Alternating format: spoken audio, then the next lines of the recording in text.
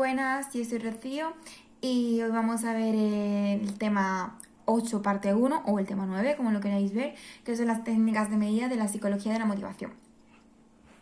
Introducción.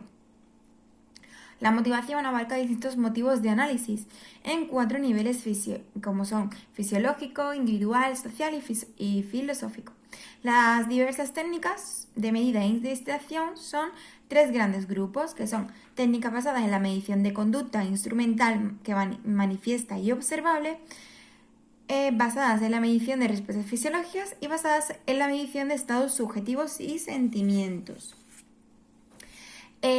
Punto 2. Técnicas basadas en la medición de la conducta instrumental, manifiesta y observable. Esto puede entrar en examen.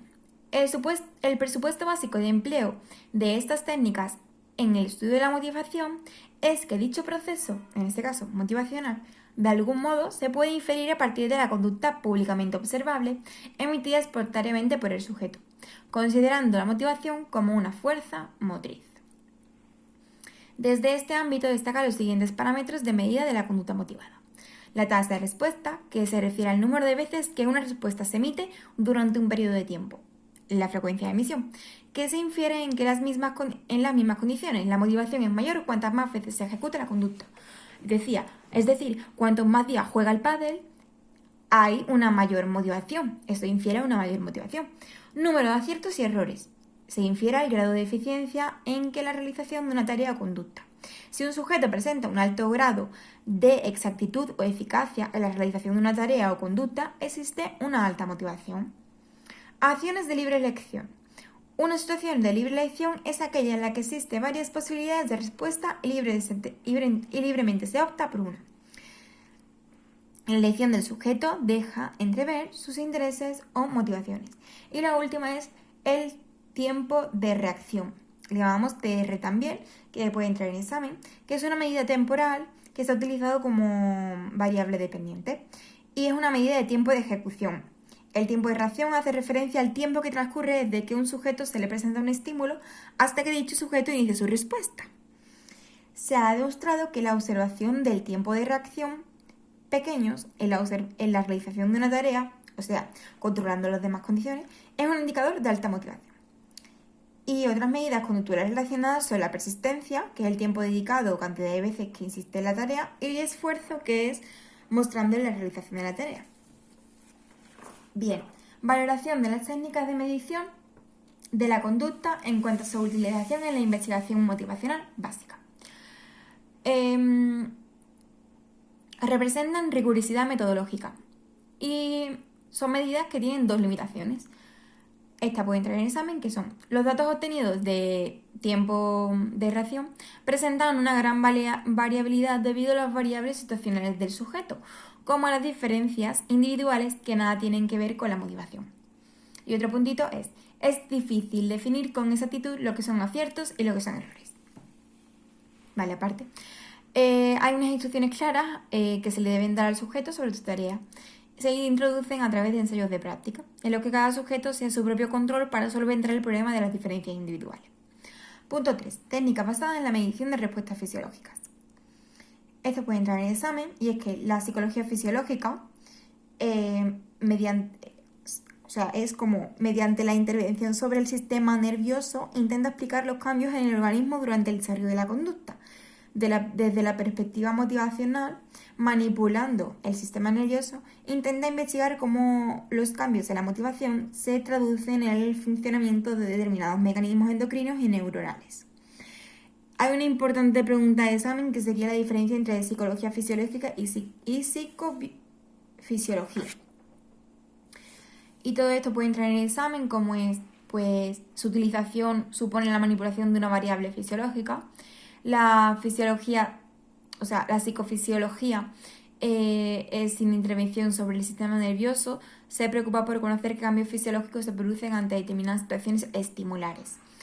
Y ahora hay pues la diferencia entre psicología fisiológica y la psicofisiología, ¿no?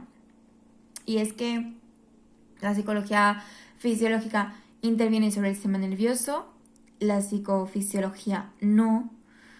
En la en la fisiológica hay un interés por conocer estructuras que median la conducta motivada, y en la psicofisiología hay un interés por conocer determinadas reacciones fisiológicas que preparan al cuerpo para la acción. En la psicología fisiológica utilizamos técnicas neuroanatómicas y químicas, y en la psicofisiológica se utilizan medidas indirectas que consisten en el registro de la actividad nerviosa. En la fisiológica, aquí podríamos hacer un cuadrito para verlo mejor. Existe una manipulación de variables fisiológicas orgánicas que actúan como variable independiente, mientras que la conducta lo hace como variable dependiente. Y en la psicofisiología hay una provocación de alguna conducta para ver después las reacciones fisiológicas resultantes. El proceso psicológico actúa como variable independiente, mientras que las reacciones fisiológicas son las variables dependientes. Y por último, en la fisiológica hay una utilización en la investigación con animales, y en la psicofisiología solo es con humanos, ¿vale? Técnicas psicofisiológicas de medida de la motivación, que es actividad electrodermal y medidas cardiovasculares. Esto también entra en examen. Las diferentes respuestas psicofisiológicas se suelen dar a través del sistema nervioso central, el sistema nervioso autónomo y el sistema nervioso somático. Vamos a estudiar las dos medidas del sistema nervioso autónomo, que es la actividad electrodermal y las medidas cardiovasculares, ya que la mayoría de los estudios de la motivación se han centrado en el estudio del sistema nervioso autónomo, y estas pues han sido las más utilizadas.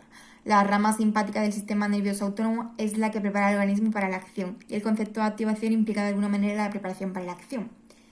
Bien, la actividad electrodermal o actividad eléctrica de la piel refleja el funcionamiento de la actividad presecretora de las glándulas sudoríparas ecrinas ante un estímulo o situación estimular, y su medida se hace con dos técnicas: la mediación exosomática, que se mide, la resistencia de la piel, y la conductancia de la piel, que la resistencia se mide cuando se mantiene constante la intensidad, y la conductancia de la piel se mantiene constante es el voltaje. Así medimos la actividad electrodermal bien como una disminución de la resistencia de la piel o bien como un aumento de la conductancia de la piel. Se mide más frecuente la conductancia de la piel porque es más fácil de interpretar y sus resultados se ajustan mejor a una distribución hormonal, y porque también su medida implica una relación más estrecha con los fenómenos bioeléctricos de las glándulas sudoríparas. Importante pregunta de examen es que la medición endosomática, que no se aplica por corriente, no hay una inducción externa, lo que se evalúa es la actividad electrodérmica como un cambio en el potencial de la piel, es decir, la dificultad de potencial endógeno entre un electrodo activo colocado en la palma de la mano y otro de referencia que se sitúa en una parte neutra del cuerpo, por ejemplo el antebrazo, ¿no? Y con ello se obtiene el potencial de la piel, que pone de manifiesto las variaciones eléctricas naturales existentes entre dos puntos de la superficie epidérmica. Bien. Hay unas medidas cardiovasculares, que la actividad cardiovascular pues responde al control del sistema nervioso autónomo, y este pues constituye una medición indirecta y no invasiva. Y hay unas principales medidas cardiovasculares, que son la frecuencia o tasa cardíaca, el flujo volumen sanguíneo o la presión arterial sanguínea. La frecuencia o tasa cardíaca es el ritmo al que late el corazón. Se registra por ECG o contabilizando el pulso sanguíneo. Esto puede entrar en examen. La tasa cardíaca varía con el ciclo respiratorio, inspiración, expiración, denominándose arritmia sinusal respiratoria. ¿Qué es eso? Pues consiste en la ralentización normal de la tasa cardíaca durante la expiración y la aceleración de la misma durante la inspiración. El flujo o volumen sanguíneo, pues es la medida de la actividad vascular periférica, que se hace mediante transductores pletismográficos, que palabritas. Los traductores pueden ser fotoeléctricos o volumétricos, ¿vale? Y se utilizan fotopletismógrafo, que es una medida poco utilizada. Y la presión arterial o sanguínea, que es la fuerza en la que se mueve la sangre por las arterias.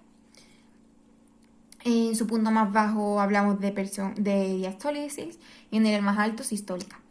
La presión arterial se puede medir mediante la técnica de oclusión y auscultación a través de la esfigmomanómetro utilizando el estetoscopio, y las técnicas automatizadas de registro que permiten lecturas continuas y son más útiles. La actividad cardiovascular es un indicador psicofisiológico de la motivación. una disminución del flujo sanguíneo periférico y un aumento de la presión arterial sanguínea, sobre todo sistólica, en situaciones con alto grado de motivación.